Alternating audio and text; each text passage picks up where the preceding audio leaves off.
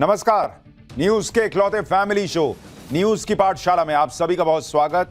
मैं हूं सुशांत सिन्हा। ये वो पाठशाला जहां सबकी क्लास लगती है। रोज की तरह पहले आपको बता दूं कि आज कौन कौन सा चैप्टर खोलने जा रहा हूं। सरकारी नौकरी, मुफ्त बिजली, 25 बड़े वादे, लालू के महागठबंधन का घोषणा पत्र आया, मोदी नीतीश का तोड़ निकाल पाया या नहीं, आज आपको बताऊं। पहले राहुल गायब, अब राहुल की फोटो गायब। तेजस्वी ने मैनिफेस्टो लॉन्च किया तो कांग्रेस का पत्ता ही काट दिया क्या? मोदी का 8वां वेतन आयोग वाला गिफ्ट, उधर महागठबंधन के वादे कितने हो पाएंगे पूरे, रियलिटी चेक का चैप्टर भी आज खोलूंगा। खुद चुनाव लड़ने से भागे प्रशांत किशोर अचानक ओवैसी के पीछे क्यों पड़ गए हैं, यह भी दिखाऊंगा। इसके अलावा पहले साफ यमुना में छठ हुआ, अब कृत्रिम बारिश की बारी। टीम मोदी का वो काम जो केजरीवाल सपने में भी ना कर पाए, उसका चैप्टर खोलूंगा। दिल्ली में प्रदूषण के लिए आर्टिफिशियल बारिश की तैयारी, उधर केजरीवाल की टीम काला कौवा क्यों लेकर आई। बागेश्वर बाबा का ऐसा कौन सा वीडियो आ रहा जिससे बागेश्वर बाबा घबरा गए, आज आपको दिखाऊंगा। बागेश्वर बाबा के खिलाफ भयंकर साजिश, 22 लोगों की टीम और विदेशी ताकतें क्या घिनौना षड्यंत्र रच रही हैं, इसका चैप्टर भी खुलेगा। और पहले मोदी के नए भारत ने फोड़ा, अब कौन मुनीर के इस्लामाबाद का नक्शा बदलने आ रहा है। पाकिस्तान में पब्लिक भी क्यों माने बैठी है कि मुनीर शहबाज पाकिस्तान के टुकड़े कराकर मानेंगे, आज इसका चैप्टर भी होगा। और साथ ही आखिर में हमारा स्पेशल सेगमेंट सोचा है कभी ठंड में शरीर में कपकपी क्यों होती है। सोचा आपने, ठंड आने वाली भी है, वैसे ठंड लगती है, कपकपी होती है, लेकिन कपकपी होती क्यों है, सोचा है कभी, इसका जवाब भी आज आपको दूंगा। लेकिन पहले दिन भर की बड़ी खबरों का रिवीजन, उसके बाद पहला चैप्टर।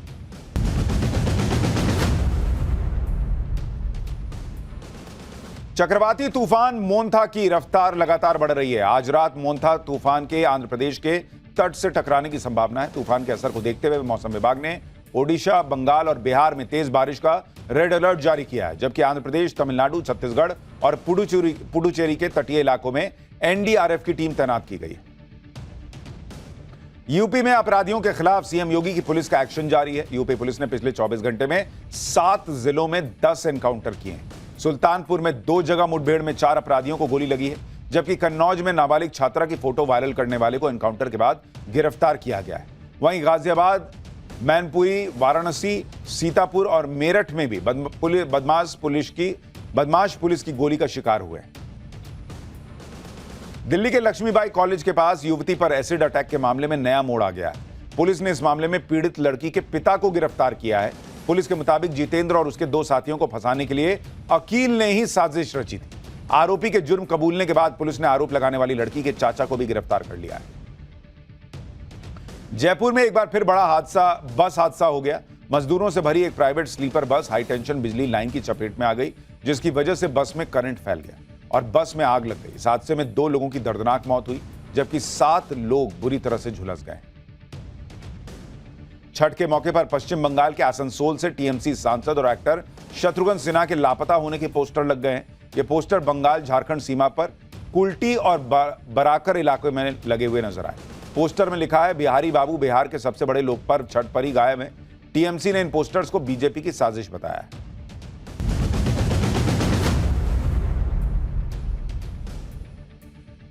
तो ये हो गया दिन भर का रिवीजन। अब पाठशाला की पहली क्लास, सरकारी नौकरी, मुफ्त बिजली, 25 वादे, लालू के महागठबंधन का घोषणा पत्र आया, मोदी नीतीश का तोड़ निकाल पाया कि नहीं।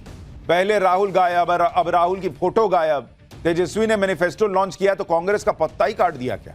मोदी का 8वां वेतन आयोग वाला गिफ्ट, उधर महागठबंधन के वादे कितने पूरे हो पाएंगे, इसका रियलिटी चेक का चैप्टर सबसे पहले खोलने जा रहा हूं। और खुद चुनाव लड़ने से भागे प्रशांत किशोर अचानक ओवैसी के पीछे क्यों पड़ गए हैं, आज इन सब की बात होगी। इधर उगते सूरज को अर्घ्य देकर छठ का महापर्व खत्म हुआ, उधर बिहार की पॉलिटिक्स में उगता सूरज बनने की लड़ाई अपने चरम पर पहुंचने लगी है। हफ्ते 10 दिन में वोटिंग है बॉस, और उसके पहले महागठबंधन ने भी मोदी नीतीश का तोड़ निकालने के लिए अपना गियर शिफ्ट कर दिया है। भाई, पहले घोंगे की रफ्तार से बढ़ते लालू एंड टीम ने एकदम से पहले सीएम फेस का ऐलान किया और अब आज अपना मैनिफेस्टो यानी घोषणा पत्र जारी कर दिया, जिसमें बड़े बड़े वादे कर दिए। यानी लालू और तेजस्वी तो फ्रंट फुट पर खेलने लगे हैं, लेकिन राहुल गांधी को इन्होंने टीम से बाहर ही कर दिया है क्या, साइड लगा दिया है क्या।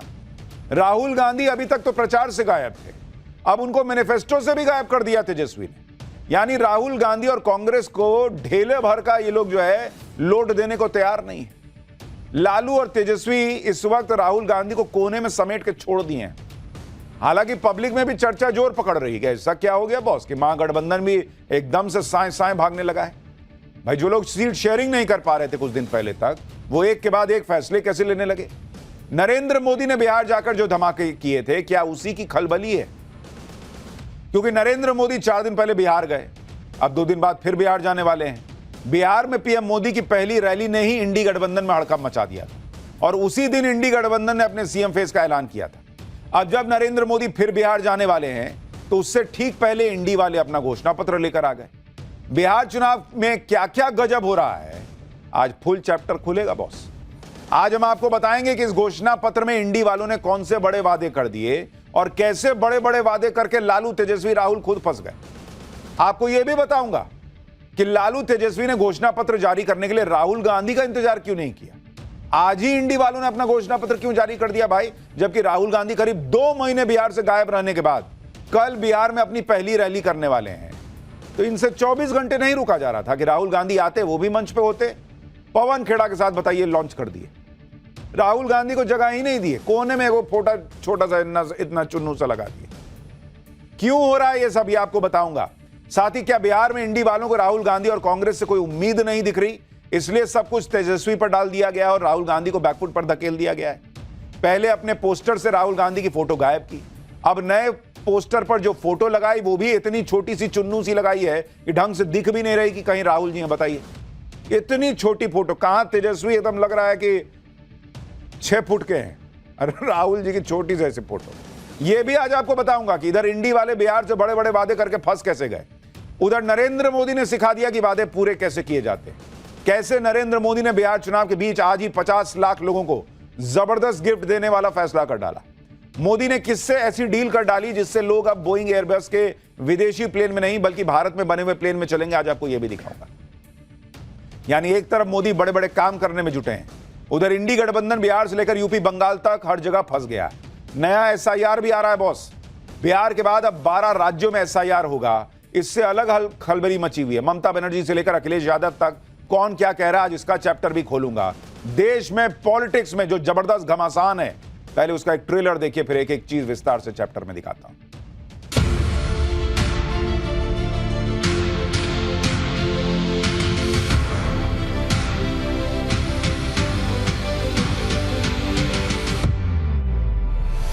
सरकार आने के बाद इतनी कड़ी सजा मिलेगी कि कभी सोच नहीं सकते कि क्या सजा मिलेगी। ये खोखले दावों का पुलिंदा है। बीजेपी के लोगों ने, भ्रष्ट अधिकारियों ने नीतीश जी को पुतला बना करके रखा है। सीमांचल के नेता, सीमांचल के रहनुमा जो जिनको रहनुमाई करनी है वो सीमांचल का बेटा होना चाहिए। हैदराबाद से आकर सीमांचल में नया नेतृत्व खड़ा करने की जरूरत नहीं।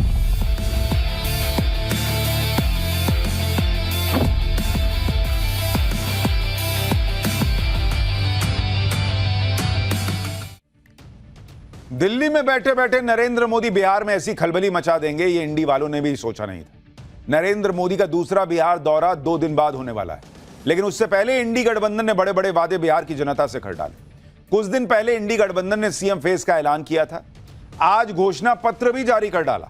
लेकिन बड़ी बात यह है कि इंडी गठबंधन वालों ने बिहार में राहुल गांधी को बिल्कुल साइड लगा दिया। राहुल गांधी तो सीएम फेस के लिए तेजस्वी का नाम लेने को तैयार नहीं थे, लेकिन आज की डेट में बिहार में इंडी वालों का हाल यह है कि राहुल गांधी का नाम कोई नहीं ले रहा, सब कुछ तेजस्वी के नाम पे चल रहा है बॉस। इंडी गठबंधन वालों ने जो घोषणा पत्र भी जारी किया है उसका नाम भी तेजस्वी प्रण रखा गया है। इंडी वालों ने बिहार से जो बड़े बड़े वादे किए हैं उसके बारे में पहले आपको बताता हूं। इंडी वालों ने आज घोषणा पत्र जारी करके कहा कि सरकार बनने के 20 दिन के अंदर कानून बनाकर हर परिवार में एक सदस्य को सरकारी नौकरी दे देंगे, हर परिवार को 200 यूनिट फ्री बिजली देंगे, हर व्यक्ति को 25 लाख का फ्री हेल्थ इंश्योरेंस देंगे। 1 दिसंबर से बिहार की महिलाओं को हर महीने 2,500 रुपए की आर्थिक सहायता देंगे, जीविका दीदियों को स्थायी कर देंगे, कॉन्ट्रैक्ट और आउटसोर्सिंग पर काम करने वाले कर्मचारियों को स्थायी कर देंगे, विधवा और बुजुर्गों को हर महीने 1500 की पेंशन, जिसमें हर साल 200 रुपया बढ़ाना भी शामिल है। राज्य के भूमिहीन परिवारों को 5 डिसिमिल जमीन का मालिकाना हक देने का वादा कर दिए। ग्रेजुएट और पोस्ट ग्रेजुएट युवाओं को हर महीने 2000 और 3000 बेरोजगारी भत्ता देंगे। ओल्ड पेंशन स्कीम को लागू किया जाएगा। वक्फ संशोधित कानून को बिहार में लागू नहीं किया जाएगा। इसके साथ यह भी वादा किया गया है कि वक्फ संपत्तियों के मैनेजमेंट को ज्यादा बेहतर और ट्रांसपेरेंट बनाया जाएगा।